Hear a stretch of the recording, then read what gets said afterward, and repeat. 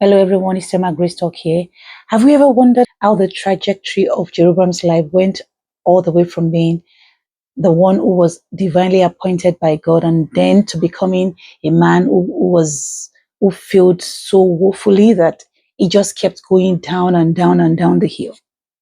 Has it ever occurred to us what happened, what changed? I mean, this was a man that when he was first introduced to us in First Kings chapter 11 from verse 26, he was introduced almost like a flawless man. I mean, Solomon, who was his boss at the time, tagged him as a man that was industrious, a man of valor. He was a leader. And because of all these qualities he has, he was appointed as overall the labor force of the house of Joseph. He was a mighty man. He was an officer that you could reckon with. He had a good reputation.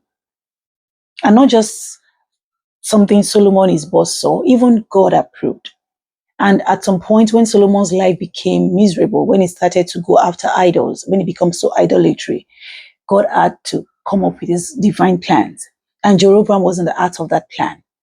And the plan was for Jeroboam to take over about 10 out of the 12 kingdoms to become the king. And then God sent his prophet Ahijah to Jeroboam. And this man explained to Jeroboam. I mean, if you read down from that verse 26 all the way down the rest of the chapter 11, you will see that how Ahijah explained to Jeroboam that God is appointing him to take over the kingdom because Solomon had missed it. Solomon had gone against God's ways, and that if Jeroboam, would heed to God's ways, would walk in his ways. I mean, let me read from verse 23. Because they have forsaken me and worshipped Ashtoreth, the goddess of the Sidonians, Chemosh, the god of the Moabites. Let me go down to verse 34. However, I will not take the whole kingdom out of his hand, that is Solomon, because I have made him ruler all the days of his life for the sake of my servant David, whom I chose because he kept my commandment and my statutes. But I will take the kingdom out of his son's hands and give it to you 10 tribes.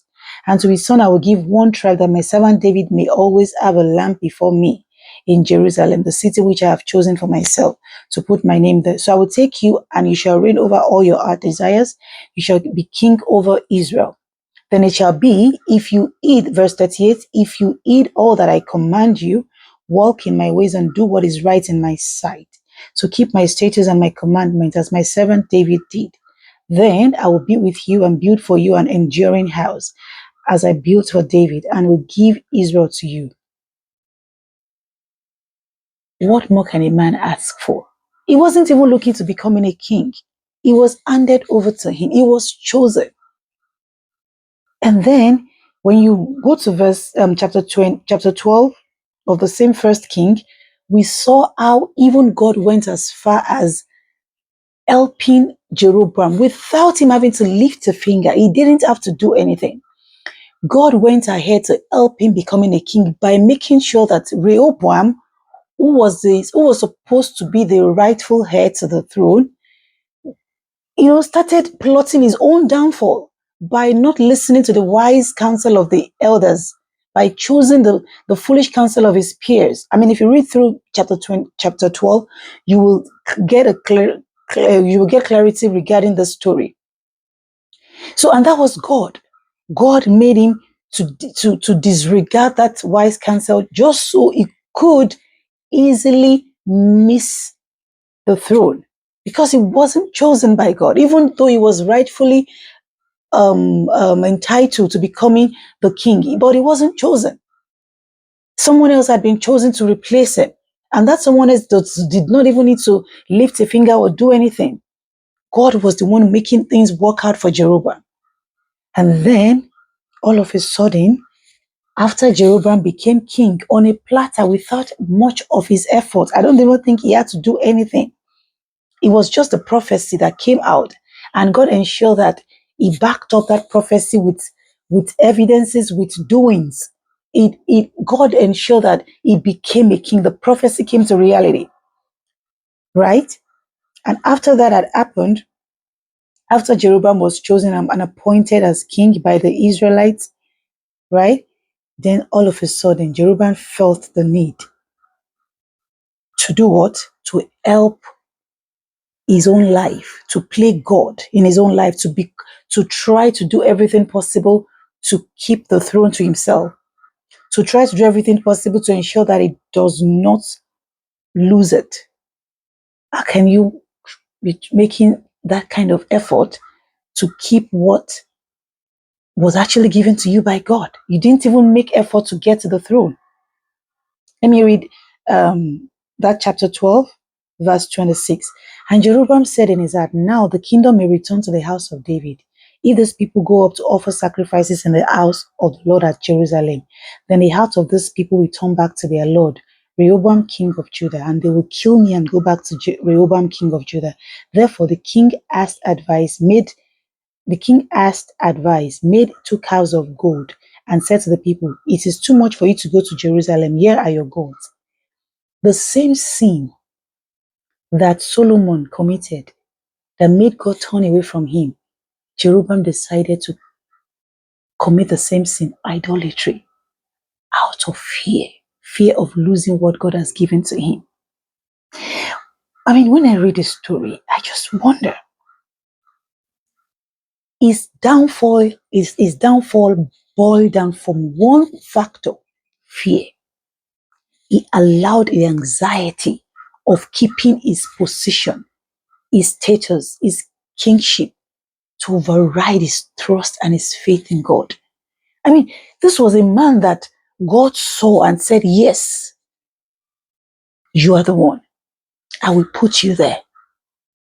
Then what happened? Why does he now feel the need to try so hard to stay there when all he needed to do was simply follow God's commandments? I mean, what he needed to do was simple, was way simpler than going all the way to making idols and making the people sin, which was one of the biggest sin recorded in the Bible. It really got God so offended. The Bible says in Proverbs chapter 16, verse 9, a man's heart plans his ways, but the Lord directs his steps. The Lord has a plan and he has his ways of ensuring that our steps are directed to get into that promised land. We don't need to even try. All we are required to do is uphold God's status, follow his ways, obey him, listen to God, follow his instructions. Everything else will be, he knows he has a plan. He's a master planner. He doesn't need your help or my help to get you to your desired destination. Why try to help God? Why try to play God in your own life? Jeroboam tried to play God. He was just trying to scheme his ways, into ensuring that he keeps the people's heart clinging to his and loving him and adoring him as king. Did he have to do that to start with? Was it by his help that he got to the throne to start with? A lot of times we forget where we are coming from. We forget how God has pulled us through, how he has carried us, how he has helped us, how he has ensured that we get to where we are right now. Sometimes we just need to sit back and think, how did I get here? How much of my effort led me here? You will realize that you didn't have to do anything, and you don't have to do anything as well to keep yourself. The only thing you need to do is to trust God. Hold on to God. The God who has brought you to this point, he knows how to bring you to the next point. Even when your backs are against the wall, he has a plan. He has it covered. Stop trying to try so hard that you miss it and you totally start to work against the same God who has held you to this point. Jeroboam became the enemy of God while trying to keep God's promise for his life, while trying to keep the blessing that God generously handed over to him without even him having to try. So today, children of God, I'm here to encourage someone. God has his plan. He has his ways. He can be trusted. You can rely on him. You can depend on him. He will get you to the next point. That blessing He has given to you, He will preserve and keep it for you. All you need to do is trust Him, abide in His ways, abide in His word, keep holding on to Him, love God.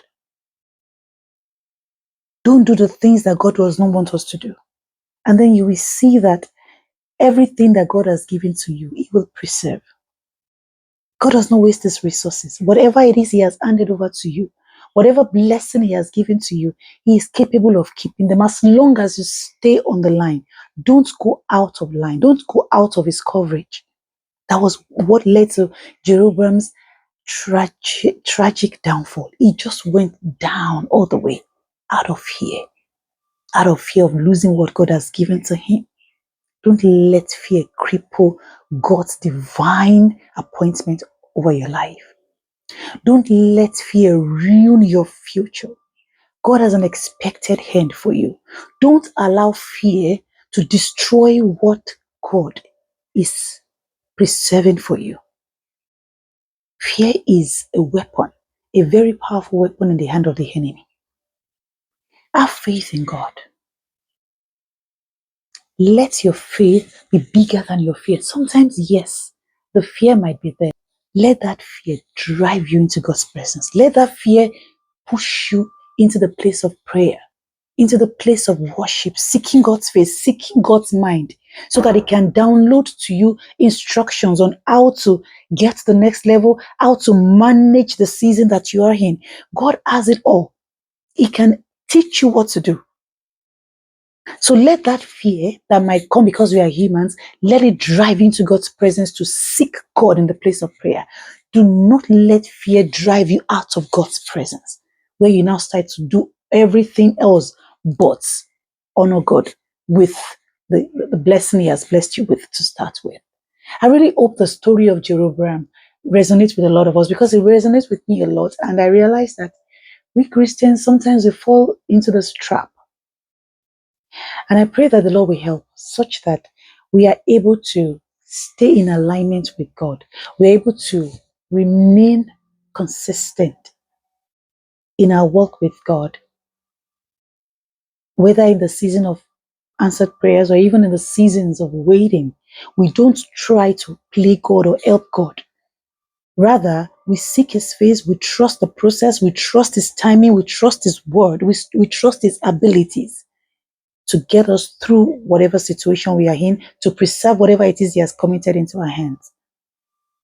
I wish us the very best of God at whatever season we are in. Amen.